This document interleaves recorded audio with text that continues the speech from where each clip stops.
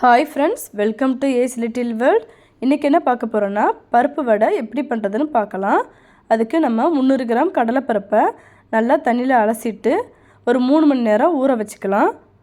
இப்போ பருப்பு 3 மணி நேரம் ஊறின பிறகு அந்த தண்ணியை வடிச்சிட்டு அதோட ஒரு பட்டை, 3 வத்தல், இஞ்சி, பூண்டு, சோம்பு, தேவையான அளவு உப்பு, அதோட நம்ம அந்த பருப்பை சேர்த்து மிக்சி ஜாரில் கொரகொரப்பாக அரைச்சி எடுத்து வந்துக்கலாம். உங்களுக்கு காரம் அதிகமாக வேணும்னா எக்ஸ்ட்ரா 2 வத்தல் போட்டுக்கோங்க. நான் பசங்களுக்காக செய்கிறதுனால வத்தல் கம்மியாக போட்டிருக்கேன்.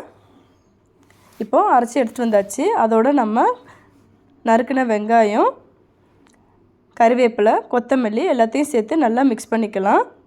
கொஞ்சமாக பெருங்காயத்தூள் சேர்த்துக்கோங்க.